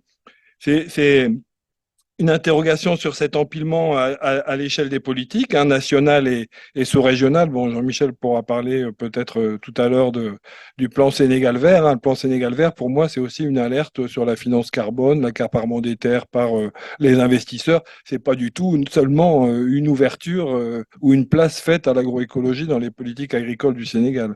Ou alors, bon, pour l'instant, ma lecture est peut-être limitée par rapport à ça. Du coup, il y a derrière cet empilement ou cette absence d'orientation dans les politiques sur les dynamiques agricoles, ben, sur le terrain, on voit bien cette segmentation dans les territoires, hein, que ce soit donc ces territoires protégés, ces territoires où finalement les dynamiques tiennent le secteur agricole par le bas, où on a d'un côté l'agriculture contractuelle très intégrée au système, à des systèmes d'agro-industrie, et puis cette petite agriculture vivrière qui survit de moins en moins bien, comme au Bangladesh, avec, on imagine, l'érosion des sols en pente, enfin tout ce qu'il peut y avoir derrière l'évolution de ces systèmes agricoles. Et la coexistence des modèles, finalement, qu'on observe sur le terrain ou qu'on a l'impression d'observer à travers ces expériences qui domine un peu pour moi en tout cas, l'observation par rapport à l'analyse des transitions agroécologiques. Alors, bon, c'est pas très optimiste, hein, mais en termes de perspective de recherche, qu'est-ce qu'on peut avoir derrière? Bon, moi, je crois que la question que posait Christophe sur effectivement l'efficacité sociotechnique des systèmes qu'on propose, hein, dans ces transitions, elle reste encore un enjeu, elle reste encore très fortement à démontrer. Alors, il y a la question très technique, hein. Il y a la question derrière aussi de ce qu'on met comme critère d'évaluation. Enfin, quand on recommandait on a le même âge, c'est ça, tu m'as dit, hein. La nicotine comme répulsif dans les systèmes insecticides, est-ce que c'était mieux ou pas? Bon, voilà, on a tout ce travail scientifique à faire avec rigueur sur l'évaluation des innovations. Alors, ceci dit, et là, j'ai envie un peu de te contredire, c'est qu'il y a quand même des choses, des innovations extrêmement fortes qui se passent sur le terrain. Il y a monsieur parlait des partenariats avec les universités. Ouais, j'ai vu des laboratoires de phytotoxicologie qui travaillent avec des organisations professionnelles sur la production de ces biopesticides. Il y a bon, il y a les phéromones, mais il y a aussi beaucoup de connaissances nouvelles à apporter à ces innovations. Voilà, mais il y a tout un travail à faire qui est encore certainement incomplet ou partiel et qu'il faut poursuivre. Et puis, il y a la question de la durabilité des systèmes derrière cette évaluation de l'efficience ou d'efficacité sociotechnique. Et là, bon, bah, oui, on retombe sur des questions plutôt d'insertion économique, de rapport de production, de prix, d'orientation, plus d'incitation. Et on en est encore très loin, hein, sauf peut-être effectivement des niches, hein, liées à des marchés. Vous parliez des marchés institutionnels. Bon, il y a les cantines scolaires, il y a les projets alimentaires territoriaux. Enfin, il y a certainement tout un tas de possibilités pour que cette innovation évolue sur le terrain, se construise, se valide et petit à petit peut-être change d'échelle. Mais il y a encore énormément de chemin à faire c'est l'innovation incrémentale, comme on dit ou on lit, hein, voilà, il faut encore qu'elle fasse masse ou qu'elle fasse corps derrière. Après, il y a la question justement du changement d'échelle dans les politiques, hein, et là, bon, il y a, à mon avis, vraiment deux niveaux. C'est comment c'est porté justement dans cette fabrique des politiques publiques. Est-ce qu'il y a des acteurs qui font coalition et qui sont capables de les porter? Moi, ça me semble encore très, très, très limité, hein. On parlait Afrique de l'Ouest. Là, on voyait Caritas investi sur l'agroécologie. Et ce matin, mes collègues togolais du repas, ils parlaient agropole, hein. Donc, on n'est pas du tout. Et on voit bien que la coalition OP, société civile ou ONG, elle est pas du tout. Encore, elle est loin, en tout cas, de produire un discours convergent autour de ces questions-là.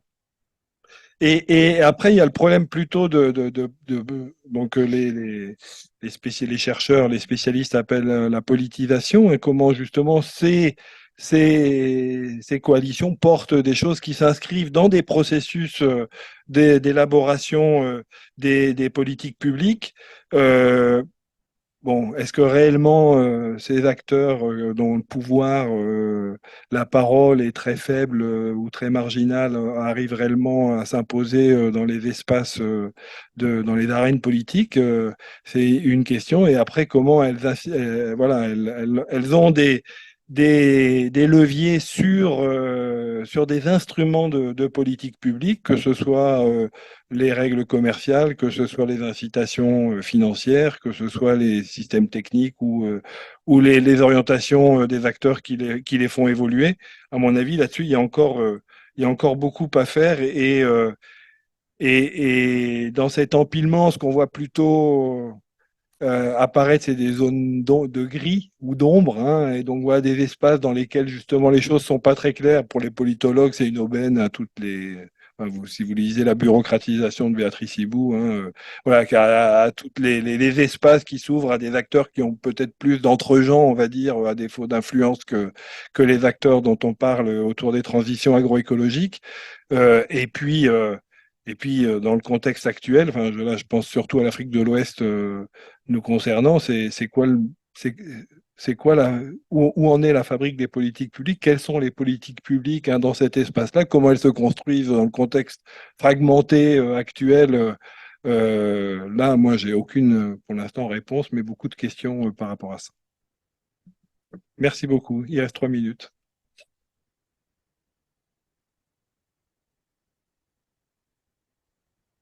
Il y a quelqu'un qui veut réagir?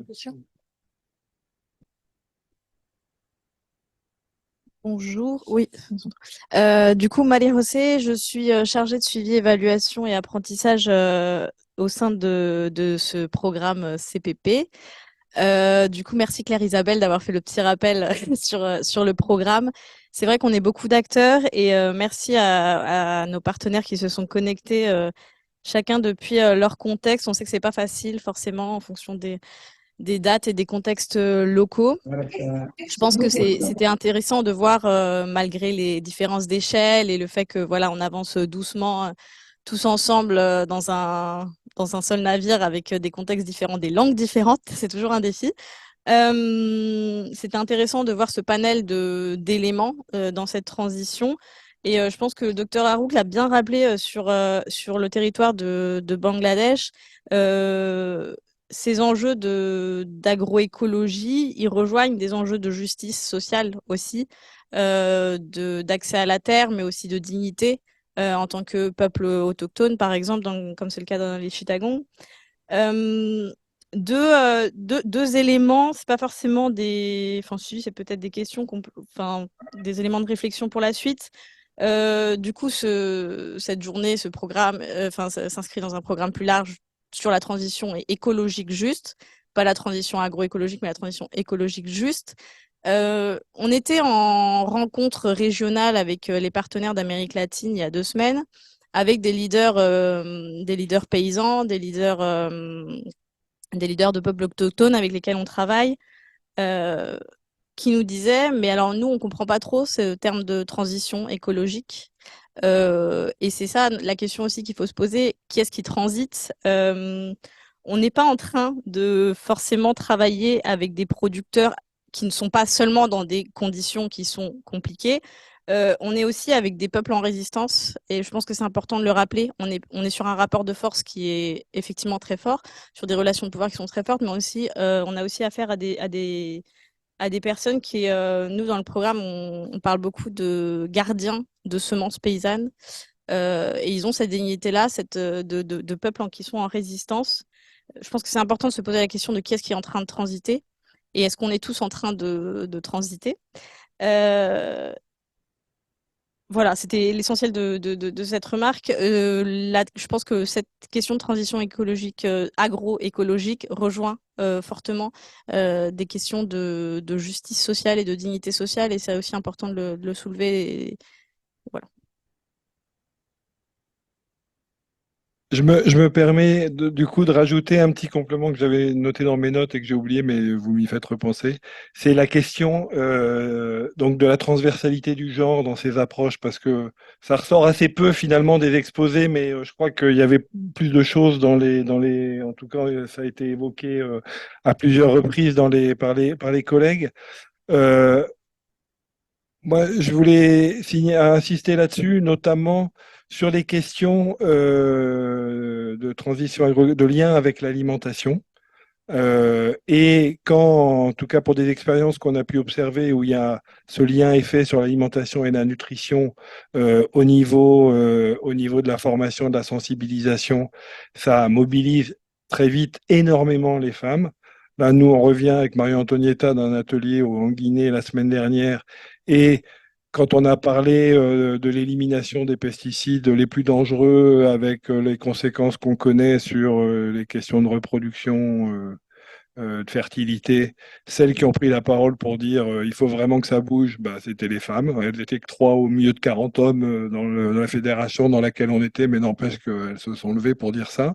Enfin voilà, donc là, il y a quelque chose qui est justement sur cette dimension santé, alimentation, nutrition. L'articulation pour impliquer les femmes dans ces expériences est un levier extrêmement fort. J'avais oublié ça. Merci.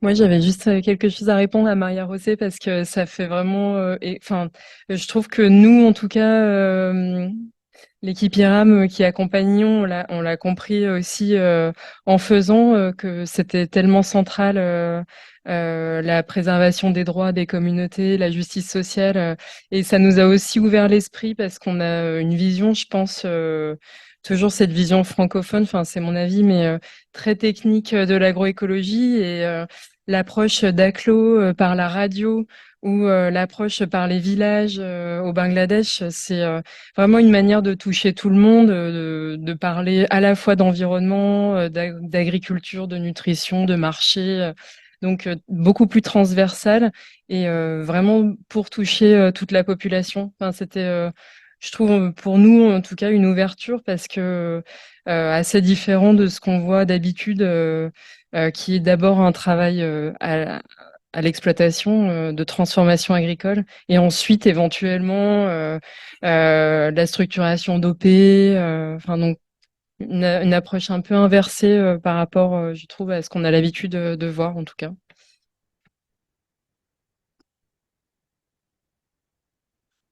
Eh bien, merci à tous deux et à tous. Nous allons faire, pour les personnes qui sont en visio, nous allons faire une toute petite pause d'un quart d'heure. Nous reprenons à 16h30 pour finir absolument à 18h30 pour libérer les interprètes. Voilà, merci beaucoup.